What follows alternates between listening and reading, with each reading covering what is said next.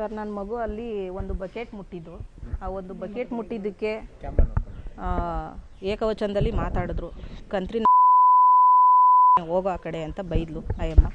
ಬೈದ ಮೇಲೆ ನಾನು ಇಲ್ಲೇ ಕೆಲಸ ಮಾಡ್ತಾಯಿದ್ದೆ. ಆಚೆ ಬಂದು ಕೇಳಿದೆ, ಯಾಕೆ ಆ ಥರ ಎಲ್ಲ ಬೈತೀರಾ, ನೀವು ಮಕ್ಕಳೆತ್ತಿದ್ದೀರಲ್ವ, ಮಕ್ಕಳಿಗೆಲ್ಲ ಯಾಕೆ ಆ ಥರ ಬೈತೀರಾ ಅಂತ ಕೇಳಿದೆ. ಅದಕ್ಕೆ ಮಾತಿಗೆ ಮಾತು ಬೆಳೀತು, ಜಗಳ ಆಯಿತು. ಮತ್ತು ನಮ್ಮ ಮನೆಯವ್ರು ಇರಲಿಲ್ಲ ಆ ಟೈಮಲ್ಲಿ. ಅವ್ರ ಮಗ, ಅವ್ರ ಗಂಡ, ಹೆಂಡ್ತಿ 3 ಜನ ನನಗೆ ಸುತ್ತಕೊಂಡಿದ್ರು. ಆ ಟೈಮಲ್ಲಿ ಜಗಳ ಆಯಿತು, ಮಾತುಕತೆ ಆಯಿತು, ಮಾತಿಗೆ ಮಾತು ಬೆಳೀತು. ಸರಿ ಸುಮ್ಮನೆ ಆದ್ವಿ. ಮತ್ತು ನಮ್ಮ ಮನೆಯವ್ರು ಬಂದಮೇಲೆ ಮಗ ಇಲ್ಲೇ ಹೋಗ್ತಿದ್ದ ಕೆಲಸ ಮುಗಿಸ್ಕೊಂಡು ಕೇಳಿದ್ರು. ಆವಾಗ ಅದಕ್ಕಿಂತ ಮುಂಚೆ ಮಗ ಕತ್ತರಿಸಾಕ್ತೀನಿ, ತಲೆ ಹೊಡೆದಾಕ್ತೀನಿ ಅಂತ ಮೇಲೆ ನಿಂತ್ಕೊಂಡು ಬೈದ. ನಾನು ಬಂದು ಮುಂದೆ ಮಾತಾಡು ಅಂತ ಕೇಳಿದೆ. ಬರಲಿಲ್ಲ, ಅವ್ರು ಯಾರು ಮುಂದೆ ಬರಲಿಲ್ಲ. ಆಚೆನೂ ಅವ್ರ ಗಂಡ ಹೆಂಡ್ತಿ ಮಾತ್ರ ಆಚೆ ಬಂದು, ಹೆಂಡ್ತಿ ಬಂದು ಬಾಯಿ ಬಂದಂಗೆ ಬೈದ್ಲು. ಸರಿ ಅಂತ ಹೇಳ್ಬಿಟ್ಟು ಅಲ್ಲಲ್ಲಿಗೆ ಮಾತುಕಾಡಿ ಸುಮ್ಮನೆ ಆದ್ವಿ. ಮತ್ತು ನಮ್ಮ ಮನೆಯವ್ರು ಬಂದಮೇಲೆ ಇಲ್ಲೇ ಹೋಗುವಾಗ, ಏನಪ್ಪ ನೀನು ಹೆಂಗ್ಸತ್ರ ಮಾತಾಡೋದು, ಕತ್ತರಿಸಾಕ್ತೀನಿ, ತಲೆ ಹೊಡೆದಾಕ್ತೀನಿ ಅಂದರೆ ಏನು ಅರ್ಥ ಅದು, ನೀನು ಗಂಡಸಿದ್ದಾಗ ಮಾತಾಡಬೇಕು, ಹೆಂಗ್ಸತ್ರ ಏನು ಮಾತಾಡೋದು ಅಂತ ಕೇಳಿದ್ರು. ಕೇಳಿದ್ದಕ್ಕೆ ಏನು ಮಾತಾಡಲಿಲ್ಲ ಅವನು, ಸುಮ್ಮನೆ ಒಳಗಡೆ ಹೋದ. ಯಾರೂ ಮಾತಾಡಲಿಲ್ಲ ಅವ್ರ ಮನೆಯವರು.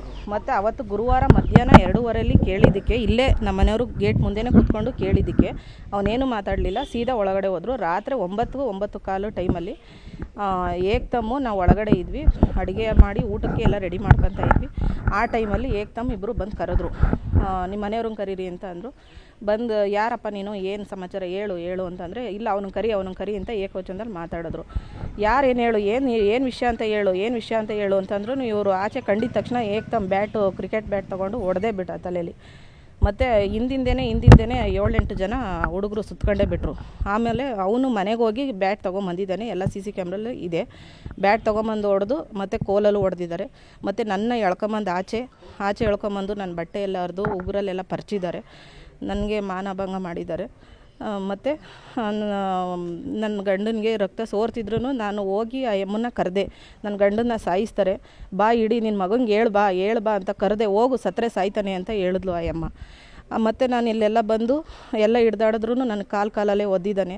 ಒಂದು ಹೆಂಗಸು ಅನ್ನೋದು, ಅವಳು ಒಬ್ಬಳು ತಾಯಿ ಇದ್ದಾಳೆ, ಅವಳು ಒಂದು ಹೆಣ್ಣು ಅಂತ ಅಂದಲೇ ಇವಳು ಕೊಡಿ ಅಂತ ಹೇಳಿ ಒಡಿಸಿದ್ದಾಳೆ ನಿಂತ್ಕೊಂಡು.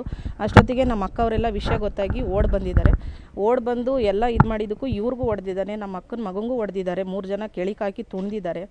ಇವಳಿಗೂ ನೆಕ್ಸ್ಟು ನಿನಗೆ ಕಣೆ ಟಾರ್ಗೆಟು ಅಂತ ಹೇಳಿ ವಾರ್ನಿಂಗ್ ಮಾಡಿ ಜೀವ ಬೆದರಿಕೆ ಹಾಕೋಗಿದ್ದಾರೆ.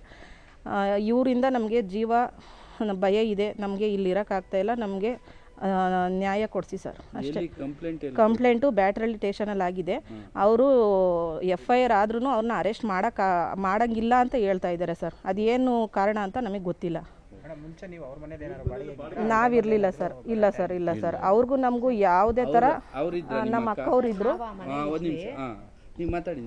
ನಮ್ಮ ಅಕ್ಕವ್ರಿದ್ರು, ನಾವೇನು ಬಾಡಿಗೆ ಇಲ್ಲ. ಅವ್ರಿಗೂ ನಮಗೂ ಮಾತುಕತೆ ಏನೂ ಇಲ್ಲ ಸರ್. ಈ ಮಗು ಒಂದು ವಿಷಯದಿಂದನೇ ಅಷ್ಟೇ ಇದು ಜಗಳ ಆಗಿರೋದು ಬಿಟ್ಟರೆ ಬೇರೆ ಅವ್ರ ಹತ್ರ ನಮ್ಗೆ ಯಾವ ಕಾಂಟ್ಯಾಕ್ಟ್ಸು ಇಲ್ಲ, ಯಾವ ಇದು ಇಲ್ಲ ಸರ್. ಮಕ್ಕಳು ವಿಚಾರಕ್ಕೆ ಇಲ್ಲಿ ಜಗಳ ಆಗಿರುತ್ತೆ. ಈಗ ನಾನಿಲ್ದ ಟೈಮಲ್ಲಿ ನಮ್ಮ ಮನೆಯವರು ಅವ್ರ ಮನೆಯವರು ಜಗಳ ಆಡಿದ್ದಾರೆ. ಓಕೆ, ಈಗ ತಲೆ ಹೊಡೆದಾಕ್ತೀನಿ, ಕತ್ತರಿಸಾಕ್ತೀನಿ ಅಂತಂದಾಗ ಒಬ್ಬ ಗಂಡಸದನು ಊರಿಂದ ಬಂದಾಗ, ಯಾಕಪ್ಪ ಈ ಥರ ಮಾತಾಡಿದೆ ಅಂತ ಕೇಳತ್ತಪ್ಪ. ಈಗ ನಿಮ್ಮ ಮನೇಲಿ ಒಂದು ನೀವು ಇಲ್ದಾಗ ಬಂದು ನಿಮಗೆ ಬೆದರಿಕೆ ಆಗ್ತಾರೆ ಹೆಂಗಸರಿಗೆ, ನೀವು ಕೇಳತ್ತಪ್ಪ ಅವ್ರನ್ನ. ನಾನು ಅದೇ ಏನು ಕೇಳ್ಬೇಕು ಕೇಳಿದ್ದೀನಿ.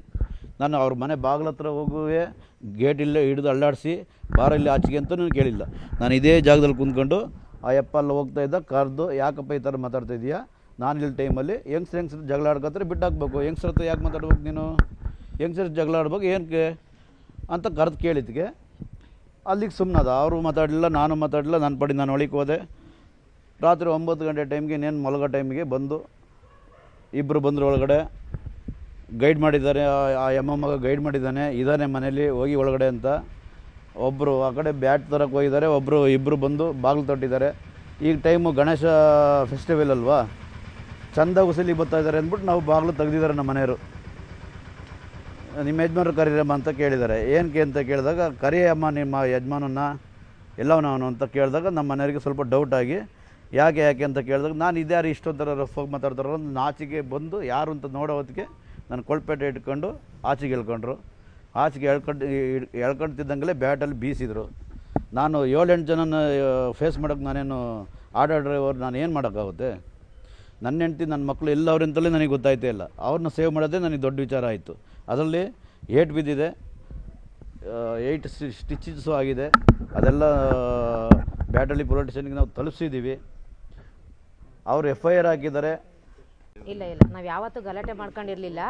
ನಮ್ಮದು ಚಿಕ್ಕ ಮಗು ಇತ್ತು, ನಮ್ಮ ತಂಗಿ ಮಗು, ಒಂದು 1.5 ವರ್ಷದ ಮಗು, ಒಂದು 2.5 ವರ್ಷದ ಮಗು ಇತ್ತು. ಆ ಮಗು ಆ ಮನೆಗೆ ಬರಬಾರ್ದು ಅಂದ್ಕೊಂಡು 9 ಗಂಟೆ ಬೆಳಿಗ್ಗೆಗೆ ಗೇಟ್ ಬೀಗ ಹಾಕೊಳ್ಳೋರು ಅವರು. ನಾವು ಆಂಟಿ ಮಕ್ಕಳು ಬರದೆ ಎಲ್ಲಿ ಹೋಗ್ತಾವ ಆಂಟಿ, ಮಕ್ಕಳು ಬರ್ದಲ್ಲ ಹಿಂಗೆ ಗೇಟ್ ಬೀಗ ಹಾಕತ್ತೀರಲ್ಲ ಅಂತ ಕೇಳಿದ್ದಕ್ಕೆ ನಮಗೆ ಮಕ್ಕಳೆಲ್ಲ ಗಲೀಜು ಮಾಡ್ತಾವಮ್ಮ, ಆಗಲ್ಲ, ಬೇಡ ನಮಗೆ ಬರೋದು ಅಂತ ಹೇಳಿದ್ರು. ಸರಿ ಆಂಟಿ ಆಯ್ತು, ಹಂಗಾದ್ರೆ ನಾನು ಮನೆ ಖಾಲಿ ಮಾಡ್ತೀನಿ ಅಂತ ಹೇಳ್ದೆ. ಈಗ ಸಡನ್ನಾಗಿ ಹೇಳಿದ್ರೆ ಹೆಂಗಮ್ಮ ಅಂತ ಅಂದರು. ಸರಿ ಆಂಟಿ 1 ತಿಂಗಳು ಟೈಮ್ ಕೊಡಿ, ನಾ ಆಮೇಲೆ ಖಾಲಿ ಮಾಡ್ಕೊಂಡು ಹೋಗ್ತೀನಿ ಅಂತ ಹೇಳ್ದೆ. ಅದಾದಮೇಲೆ ನಾನು ಅವ್ರನ್ನ ಮಾತಾಡ್ಸಿಲ್ಲ, ಅವರು ನನ್ನ ಮಾತಾಡ್ಸಿಲ್ಲ. 30 ದಿನ ಕರೆಕ್ಟಾಗಿ ಮನೆ ಖಾಲಿ ಮಾಡ್ಕೊಂಬಂದು ಇಲ್ಲಿ ಮೇಲ್ಗಡೆ ಮನೇಲಿದ್ದೆ. ನಾನು 5 ವರ್ಷ ಇದೇ ಮನೇಲಿದ್ದೀನಿ. ಯಾರ ಮನೆ ಬಾಗಿಲಿಗೆ ಹೋಗಿಲ್ಲ, ನಾವು ಯಾರ ಹತ್ರನೂ ಮಾತಾಡಿಲ್ಲ, ಅವ್ರ ವಿಷಯನೂ ಮಾತಾಡಿಲ್ಲ.